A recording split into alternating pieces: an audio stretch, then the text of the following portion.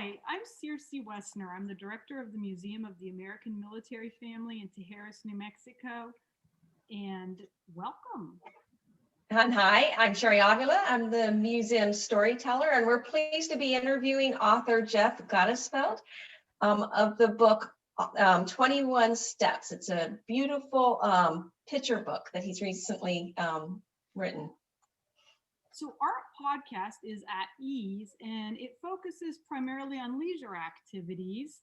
So, when we're at ease, and I like to think about it as, things that we do arts, music, just, recreational activities. And there's nothing more at ease visually than sitting and reading a book with a favorite child. And so, Jeff, you've written some beautiful children's books.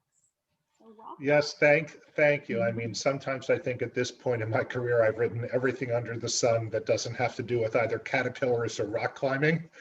I wrote for a television soap opera for The Young and the Restless for quite a while. I wrote a movie that got made by Paramount called Broken Bridges. I've written for the stage. I've written popular teen fiction, not under my own name, under the name Zoe Dean. I've written for really young kids, books that are just designed to get them involved in the fun of reading. But for about the last 6 or 7 years, I somehow have been focusing on picture book manuscripts for kids. And when I say for kids, I'm talking really ages 7 and up, because the themes are much more sophisticated than something that you would want to bring, I think, to a kindergartner or a preschooler. So my first one was a book called The Tree in the Courtyard. Looking through Anne Frank's window. This came out in 2016. My first attempt at writing a picture book, illustrated by Peter McCarty. Random House published it. It got a lot of attention. It's been translated into various languages around the world. And I get letters about it from Russia, from Brazil, from China, from Korea. Super proud. Military families, many of them make the effort to go to Amsterdam to the Anne Frank house. So they will be happy to see the book. And many brats still remember, a field trip there when they were in, junior high school. So yeah, that will be interesting for them. So that is a brat-worthy book. And then my second one came out about a year ago. It's called No Steps Behind. Beate Sirota Gordon's battle for women's rights in Japan. I'm fortunate it won the Freeman Award last year for the best book about Asia for kids, and it was also a finalist for the National Jewish Book Award. It is largely set in Japan during the 30s and 40s, and about how an Russian, Austrian, Jewish expatriate immigrant who grew up in Japan and then came back there to work during the occupation was instrumental in bringing the women's rights clauses to the Japanese post-war constitution, which seems like a crazy topic for a book for kids, but it's beautiful and it works. And 21 Steps is my third one. Well, and I was just going to say, Carrie, your wording, crazy topic. It's not a crazy topic, but it is a very interesting topic, the 21 Steps book. So what motivated you to write the 21 Steps? Are you from? Well, there's like a philosophical answer and then there's a practical answer. So practical answer first. Okay. For many years, maybe even decades, I have visited a national cemetery on Memorial Day. It's just a thing that I do. I did it in Nashville when I lived in Nashville. That was a pretty big one. I did it when I lived in Salt Lake at Fort Douglas. That was a pretty small one. And I've done it here in Los Angeles. Los Angeles National Cemetery is huge. 84,000 people are buried there. I was there in 2016 with my de facto wife and de facto stepdaughter. And we were walking amidst the headstones, and there were a lot of people there. I mean, it's people come out.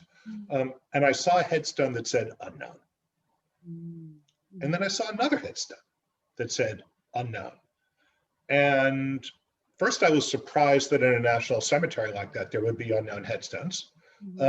But I flashed back to my own first visit to the Tomb of the Unknown Soldier at Arlington when I was probably in college when I went.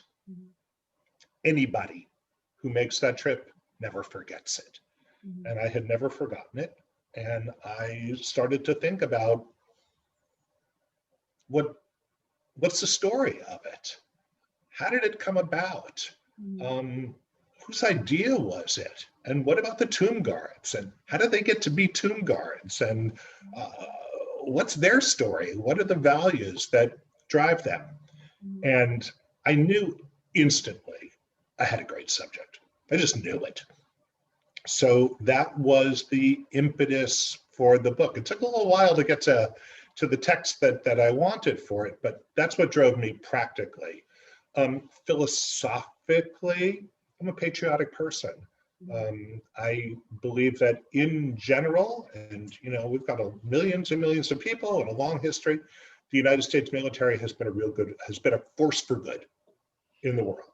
It was in World War I, it was in World War II, it was in Korea, it has been in other conflicts, and I think it's important to remember that and recall that and think about not just the organization, but the individuals who made huge sacrifices to be in the military, and I'm including the families in that calculus.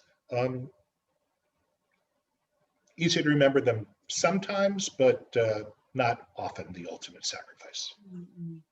So that leads me to my question. So death is a heavy topic. How do you compose a narrative that for children so it's not scary or off-putting? It's a great question. I mean, first of all, we'll start with my caveat. I'm not sure that this is the right book for a 4-year-old or a 5-year-old. Now, but children's literature has changed over the last 10 or 20 years. Subjects are introduced and explained in ways that are kid-friendly, that take into account their awareness of the world, but also don't overwhelm them emotionally. And it's a bit of a trick. I mean, to do a picture book about Anne Frank and the tree in the courtyard at the secret annex has to be written deftly. I think I did.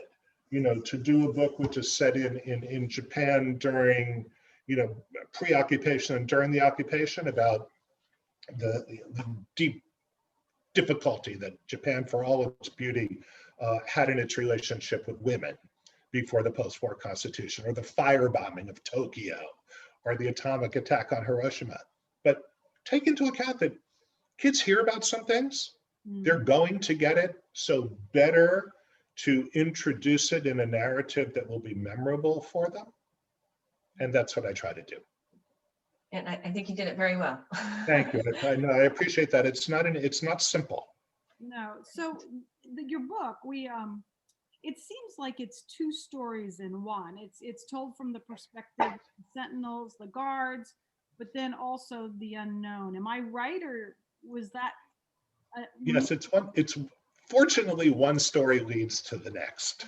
And at my research, very quickly, I understood the tomb guards, how to understand the origin of the tomb. And to understand the significance of the tomb, you need to understand the tomb guards.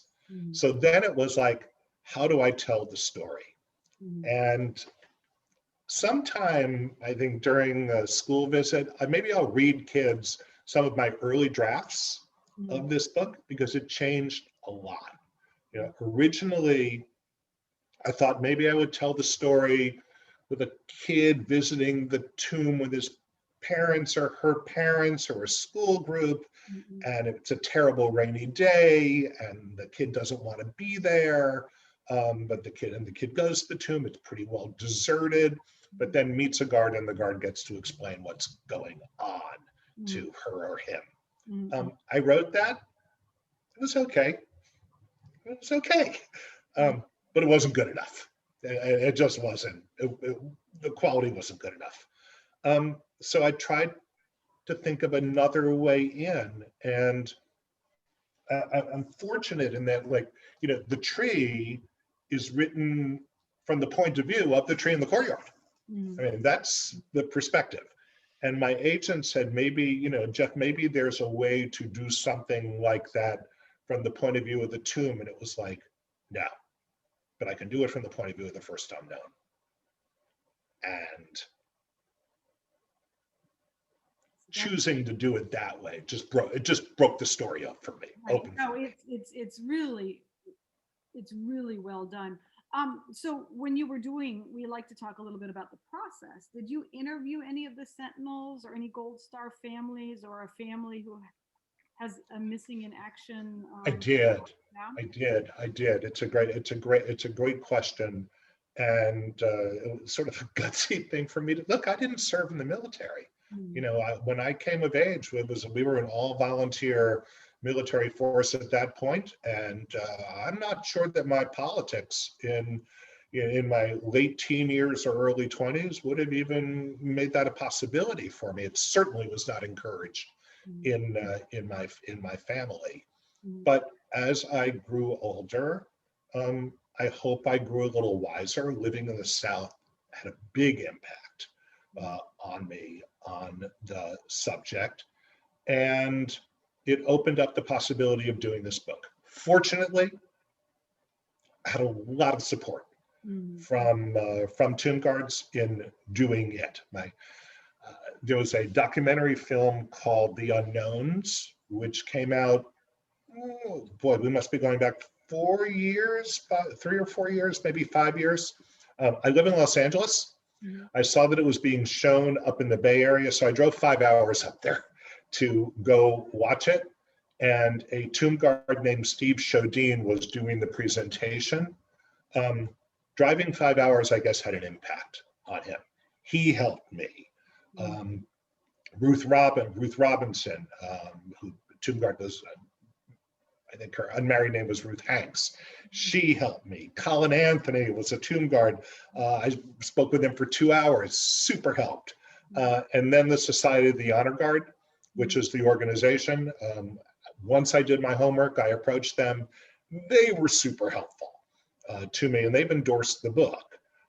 So there was a lot of help that way.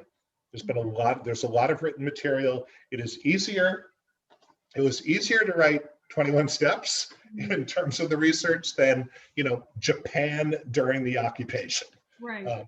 And it was a easier matter, but I had to be just as precise because, tomb guards standard is perfection. So I can't flub.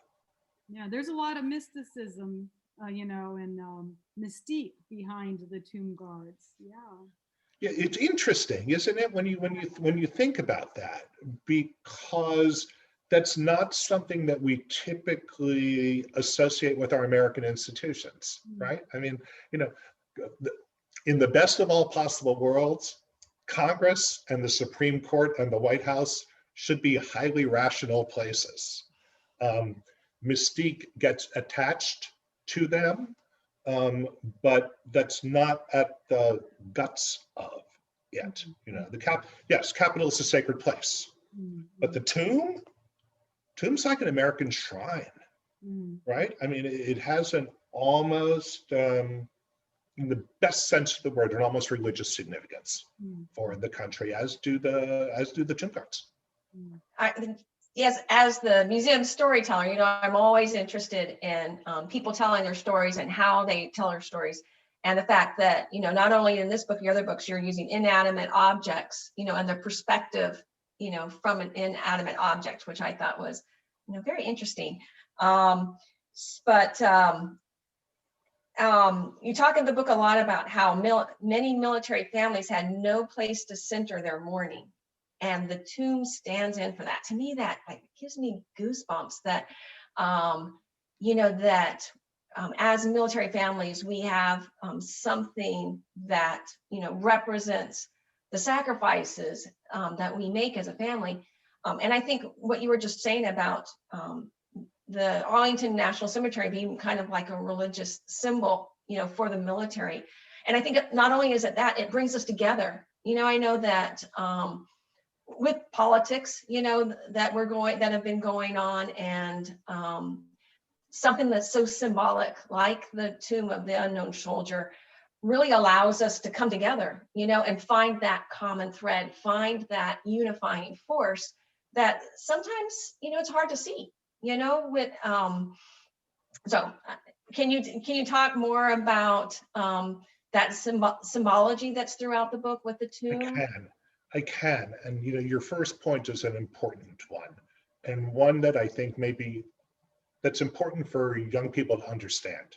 So we brought out of Vietnam an unknown soldier in the 1980s, but that unknown soldier was later identified. You know, he was interred at Arlington, he was at the tomb, and then he was disinterred and returned to his family in Ohio. And we're never going to have an unknown soldier again. Our technology is too good. So you don't have military families. Yes, we have the law, you know, people who are missing in action, lost at sea, something like that. But bodies are identified. It wasn't that way for Korea, World War II, World War I, Spanish-American War, not the Civil War, not even the Revolutionary War. I mean, soldiers died in horrible ways and they were unidentified, and there was no way to return them to their families. Their families had no place to go to mourn. So the United States followed the example of some European countries following World War I. There are tens of thousands of unidentified soldiers from all sides of that war, and created this shrine. And it worked. It worked somehow, that, you know, people would come, and in looking at the tomb, the unknown soldier became their own. Well, I know that the mission of one of the missions of the national cemeteries are that they maintain the grounds as if it is a national shrine, a national park.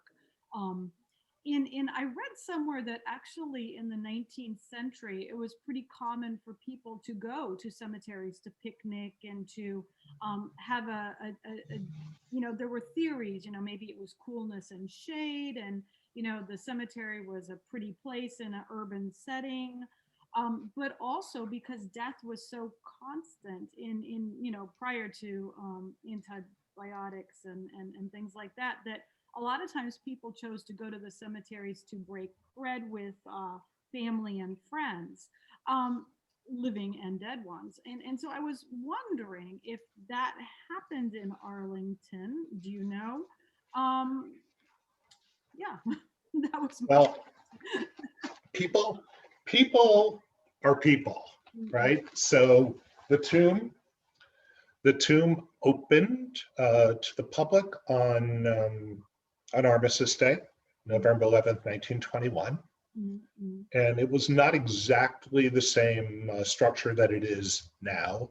And if you've been there, it's an absolutely stunningly beautiful location at the top of a hill, and you can look out and you can see Washington in the distance.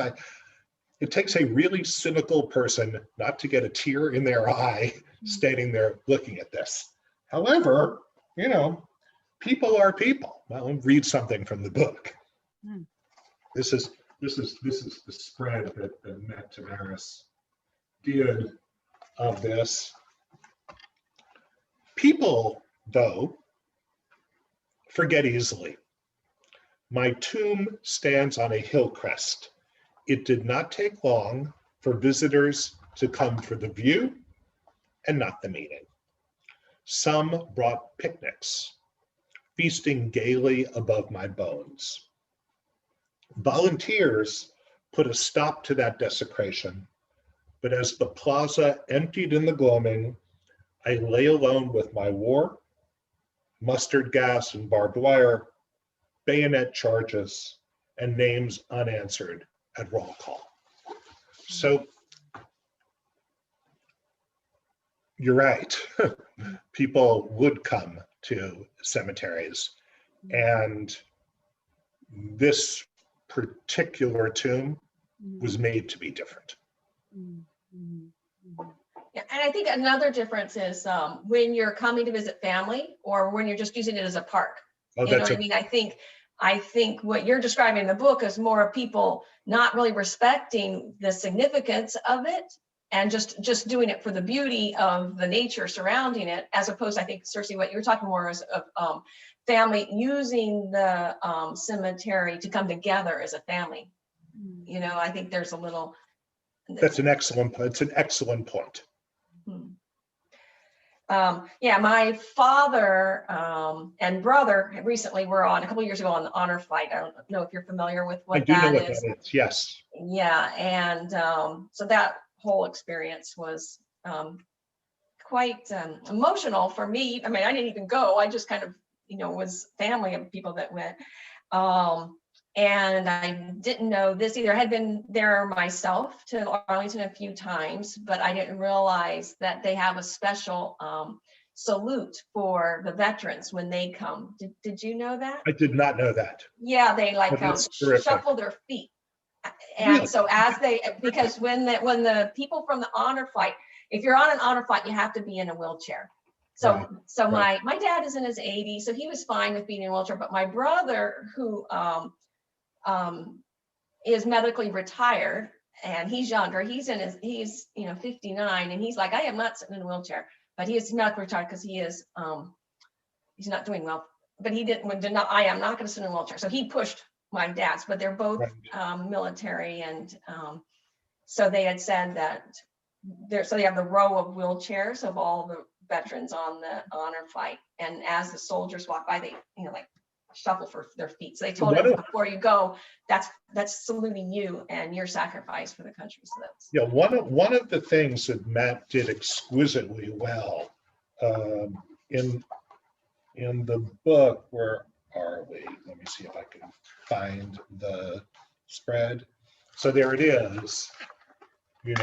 Here you'll see a vet in a wheelchair in the back. Well, so let me just jump in. I know that Cherie had some more questions, but the art in this book is dazzling. And so how did you find Matt Taveres? Did you know him? You like, hey, Matt, let's do a book together? Or how'd that happen? Heck no. No, it's so here's a little secret about children's book publishing. Unless an author is an author illustrator, the author does not have a whole lot of control or input in picking an illustrator. It is most often done by the publishing company for a very good reason. They know better. And they certainly knew better than I did in this. They work with lots of illustrators. They have a sense of who's the right person for the right project. I have been blessed with matches with 3 amazing illustrators.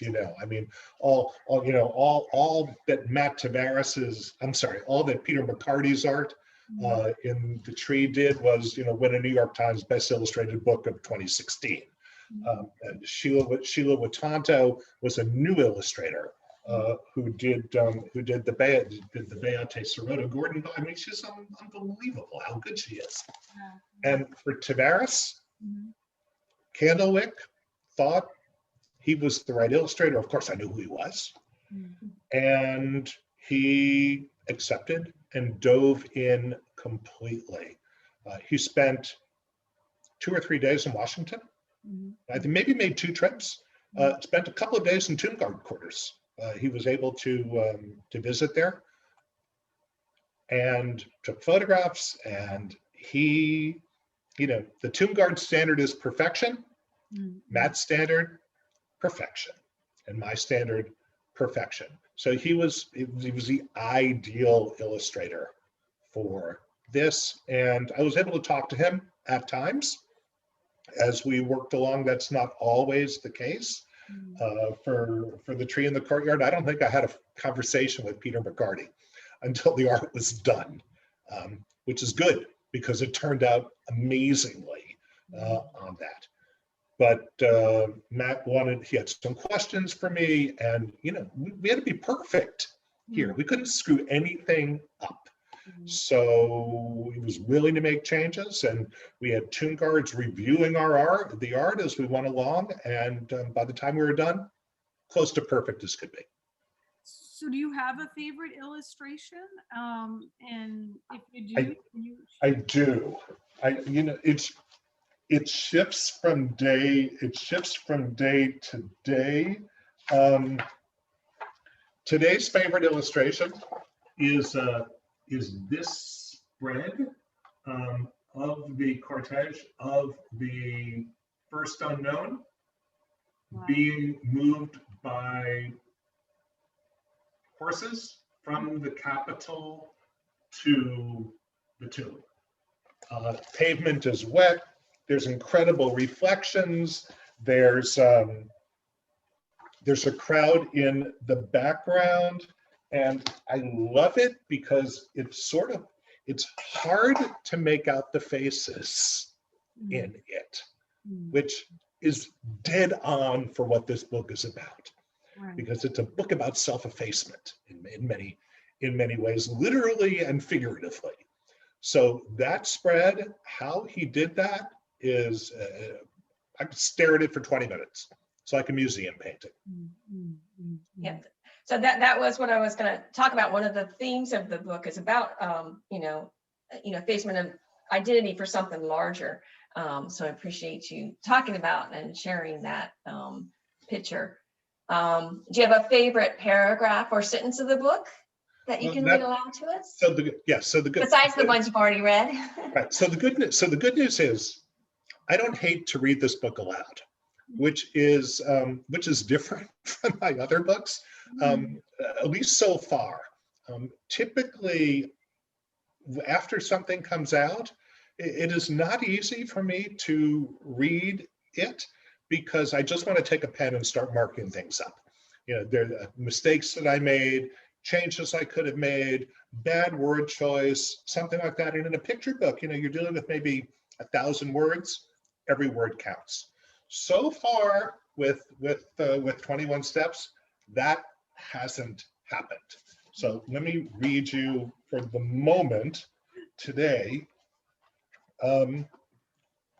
my favorite passage, and there's a setup to it. So the setup is sort of talking about all the elements of what tomb guards do in their quest for perfection. So for example, they press their creases sharp as a razor, rehem their trousers so they lie just right, singe loose threads from their jacket's top stitching, space their metals down to 1/64 of an inch, practice keeping their forearms at 90 degrees, recount pages of tomb cemetery history, set their hat brims 2 fingers above their eyes, dampen their gloves to better grip their rifles, march so their heads stay ever level, add metal to their heels for the sharpest click, polish their spits for hours every day. And then a few pages later, it shows a picture. Here we are in the tomb guard quarters as a guard is prepping. I write, there is admiration in their pants crease, duty in their hems, focus in their top stitching, gratitude between the metals, reverence in the angle of their rifles, discipline in their learning, respect in their hat brims, fidelity in their gloves, appreciation in their step, devotion in their heel clicks, and love in their gleaming spits. Wow. Very So good. today, that's my favorite. I Very think good. I think everyone has heard, that there are more standards that the Sentinels take on, and some of it may be true, and some of it may be, mystique. But like no cussing, no drinking. Can you talk about that? Those are things that people read about on Facebook, and they say this and they do the, and so I just wanted to know if you can talk to a little bit about that. I can unpack at least a little of it. And there's, if you hunt around on the internet, there's actually pretty good Ask Me Anythings on Reddit with tomb guards and scholarly articles about it. To be a tomb guard, though, it is a lifetime commitment. You're going to walk the mat and this is if you qualify. It's nearly impossible to qualify. But and everybody's an enlisted person, there's no officers. So, if you qualify and you get posted and you spend, you're up to 2 years on the mat, you are then a tomb guard for the rest of your life. You have a sentinel number, a badge number, and inside the tomb guard quarters, there is a wall, with the little bronze plaques for everyone. If you commit a serious crime, when I think like drunk driving is considered a serious crime, following your time as a sentinel, you will be stripped and they will change your plaque and it will be removed and you can't hold to that. So the idea of tomb guards as perfect people going forward, no cussing, no drinking, no smoking, I think that's probably an exaggeration. However, they hold themselves to a very high standard. Right. Well, and that also goes back to what you were talking about, representing something larger than us mortals. So I think that's very well, of course. Well, so here's the thing. I mean, we've had tomb guards from Native nations, Jewish tomb guards, Black tomb guards, male, female. It's irrelevant on the mat. In fact, the tomb guards would like you to look through them to the tomb. Who they are there during that time is simply Americans. Yeah, it's kind of ironic that the people chosen to do this job have all these qualifications. They got to have attention to detail. They have to have an impeccable record.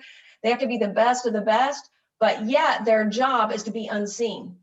Their job is, you're not coming here for me. You're not coming here to look at how good I am. You're coming here for the people that I'm here to honor.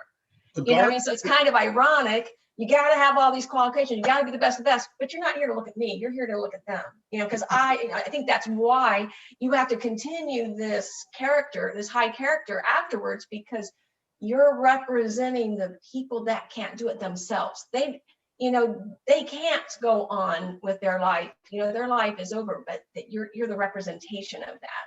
Exactly. I think, I'm going to piece together some conversations with a number of guards about what you're talking about, which is that they understand what's going on here. They get that people will come to the tomb to see them as part of what happens there and be fascinated.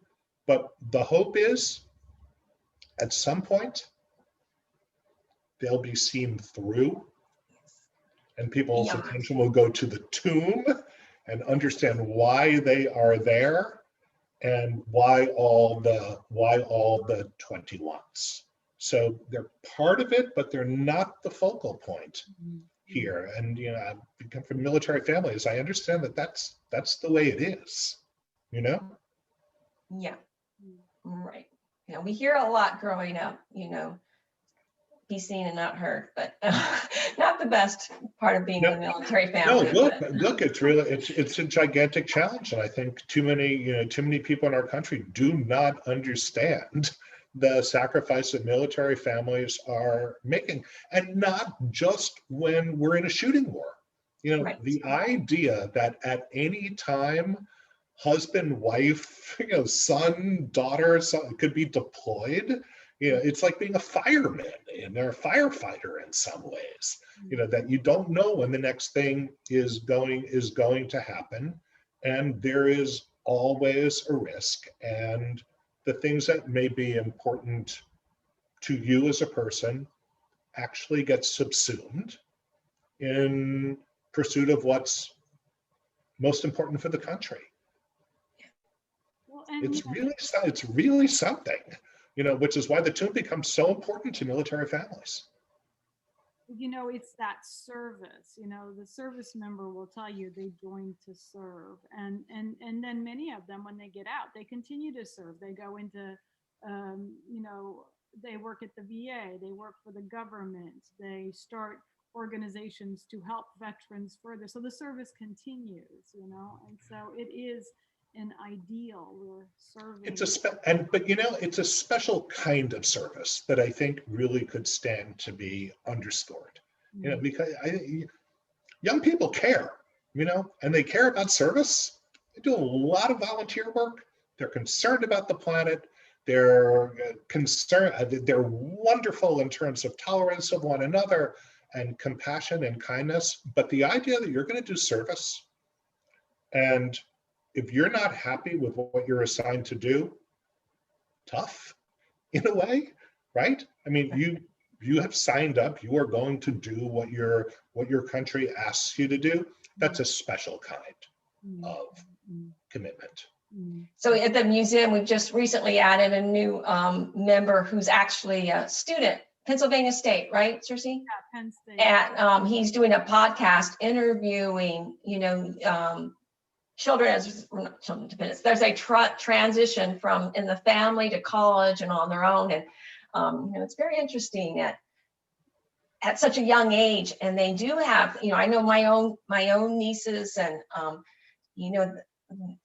they have want to be doctors, want to do stuff that help other people. I think my niece wants to be a doctor because her dad had to go with so many medical problems, service related. Sure. And then my daughter's going to in ROTC to be a nurse, and my son's at West Point, and they all want to continue this idea of service and doing better for the good, good for the country, for a lot of people. It's a beautiful thing, and it doesn't mean putting aside your identity entirely. Right. That's not what it is. We're not, putting people through some sort of proverbial meat grinder and having them come out as identical sausages. Not at all.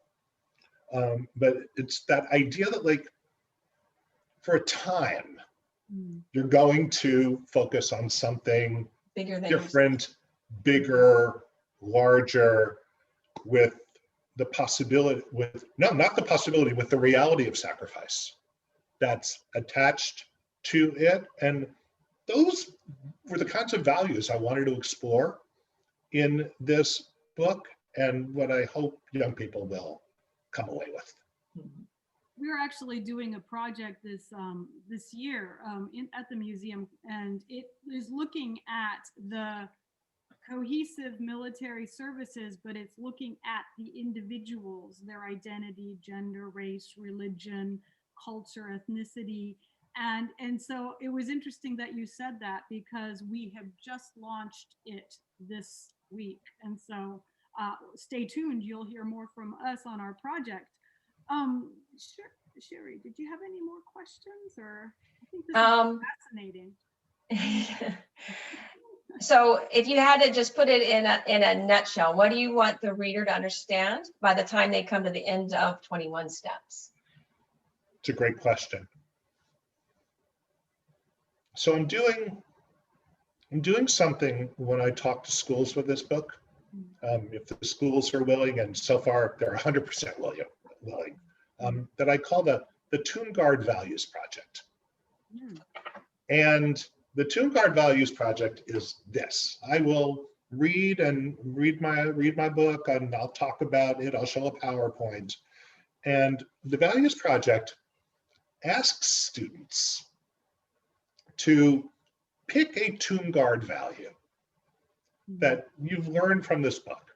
These are values: appreciation, gratitude, loyalty, discipline, sacrifice, rigor, exactitude, reverence. The list goes on.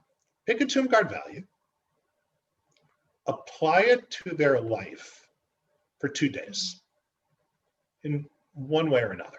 Apply it to their life, and then write a paragraph about what the tomb guard value was and what difference it made in their life. And I'm creating an Instagram of these kids' paragraphs because values like kindness and compassion and tolerance are super important. And I have so much respect for young people today. They're way better on those things than I ever was or probably ever will be. But they're not the only ones, you know? And there are times, especially when your nation is in a crisis, when tomb guard values and the values of the unknown with the ultimate sacrifice could really be helpful in personal lives and family lives, and as we've seen, I think, in our country's life. So what I'd like them to come away from: what the sacrifice of the unknown soldier was, how the tomb guards honor them in their quest for perfection, and what tomb guard values might matter to them. Well, I'm thinking of myself as a kid and trying to think how I would have put exactitude into my life for 2 days. That would have been a real accomplishment for me. I kind of just sort of skidded by all the time, kind of. But So, you know, it might be as practical as spending another 15 minutes at the foul line on the basketball court, or making your foul shot perfect. yeah, or It might be making sure that when you wash the dishes at night at home, they're really clean, as clean as you can make them. You're the best dishwasher for those 10 minutes that you possibly could be. And the same thing for other values as well. oh, that's really cool. I like that. I really do like Yeah, that. Thank you. I think it's good. I don't think it's limited to children though, Circe. I think you can do it as an adult. You know, it's a children's book, but you can apply it to your adult. Are you kidding? I could use a lot more of it. I could, I know. No doubt about it. Cherie's a math teacher. I can see her mind spinning over here. Right? So you mentioned an Instagram site. Do you have a Facebook page, an Instagram? What's your social media? Yeah, there's a lot of ways to find me and track this. My website is my name. It's jeffgottesfeldwriter.com. There's the landing page is about 21 steps. There's a click there for 21 steps. And as soon as I get enough responses from the Tomb Guard Values Project, which I expect is going to be within 10 days or so, then the Instagram will be built. I'm easy to find on Facebook. I'm on Twitter as little as I dare be, but I can be found there. I have an Insta. It's not, when you're named Jeff Gottesfeld, it's not hard to find me. Well, and we'll put some links on the bottom in our notes page on this podcast so people can find you through there. Brilliant. Brilliant. Yeah. So we have a few minutes left.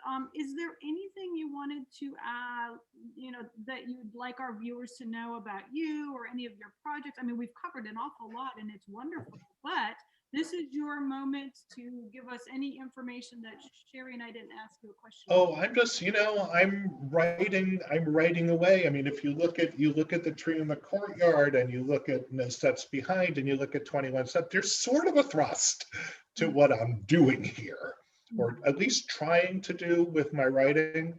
And I'm hoping to continue that with my next book. I have a book coming out next October, which is called The Christmas Mitzvah, which is also based on a true story about a Jewish man in Milwaukee who in the late 1960s, loved Christmas, loved his Christian neighbors, got so upset that some of them had to work on Christmas Eve, he started volunteering to do their jobs for them for nothing. And so for 30 years, he was a busboy, bartender, hospital orderly, hotel bellboy, snow shoveler, et cetera, et cetera. It's about the right values in a world that too often mistakes wealth for worth. After that, I've more books sort of in the same vein. So I have. Also, I'm going to interrupt you here. So do you? Because I'm kind of creative, and so at 2 o'clock in the morning, I'll wake up and I'll have a whole project that just pops in my head. Is that yes. how you work too? It's like you've not even got this book out on the market yet, or it just came out like now, and you've already got one for October. Are you already, because you're in this flow, thinking 2 years from now and 5 years from now, different projects that you want to work on? Or are there just so many projects and not enough time? Sort of the latter. I mean, I am, and I'm constantly on the lookout for something that I think is a good story. You know, different writers find their material, get their ideas from different places. Many writers get them from their own lives or the lives of their families. For me, I don't tend to mine that particular area for whatever reason. I read constantly. I mean, you know, before we started speaking today, I probably spent, I don't know, 90 minutes reading the LA Times, New York Times, Wall Street Journal, various things. I'm interested in the news, and I'm interested in, and I read magazines, but I'm also looking for like, okay, where's the good story? The Tree in the Courtyard, I got the idea from a story in the New York Times. Beate's story, I found out by reading her obituary. 21 Steps was from a visit to the Los Angeles National Cemetery. I'm on the lookout for good stories, and I have various files and sort of move things along. It's writing, so it tends to unfold at its own pace. And first drafts tend not to be very good, especially mine. But I just keep pushing. I'll do this as long as I can. So a lot of the people that watch our Zooms are writers or are considering maybe becoming a writer. Yeah. What advice would you give to somebody who really thinks they would like to write their autobiography, you know, their memoirs, or would like to interview a veteran and write his or her story? What writing tips can you give to somebody who's just in that spot? So it's a great question for me because I've thought about it a lot because I like to encourage people to finish their projects. I tend to build my stories first a sentence, then a paragraph that tells the whole thing, then a page, and then more. You know, I think too often people get too caught up in getting the details right in an early chunk, and then they bog down and they can't finish. Better to finish it at 25 pages and then turn those 25 into 35, and then those 35 become 50.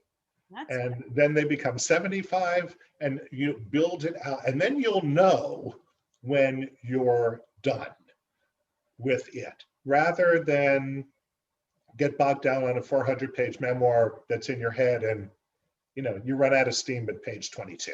So I don't think I've ever heard anybody come, you know, with that process. So that's actually really cool. So you literally break your story down into a couple of sentences and then you flesh it out. That's pretty awesome.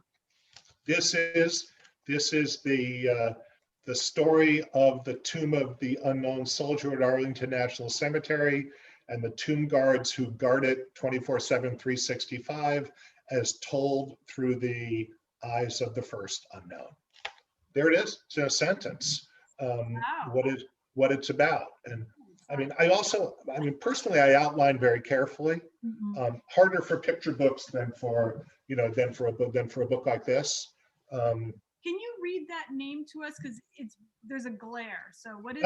So this is a book called this is a teen series called The A-List, written under the pseudonym Zoe Dean. I had a writing partner on that. We were Zoe Dean. Wow. It was a super popular teen series from like 2004 to 2009. So for that, those books were, I don't know, 27, 28 chapters. I might have an outline which was 27 or 28 pages, so that when the time came to write, that was easy because the story was there. All I had to do was write it. But the first piece of advice, build it, start small, grow, don't have to include everything. You'll finish and then you'll know what needs to be fleshed out and fleshed out more. Well, excellent. Good advice. Awesome. Hey, we got some good tips here. So Cherie and I wanted to thank you. Thank you, Jeff Gottesfeld, for being here with us today. It's been great. And I needed to let our viewers know that, as always, the museum's podcasts are supported in part by New Mexico Arts, the New Mexico Humanities Council, Sandia Area Credit Union, and organizations like Military Brats Seal and Military Brats Registry. And it's been an absolute wonderful experience today, and we thank you guys for coming. Thank you so much for having me. It's 21 Steps. Came out from Candlewick Press during the last week or so. Awesome. Very good. So we will definitely post this and our viewers can go find it. Thank you so much, guys. All right. Thank you. Okay. See you later. Bye. Be well.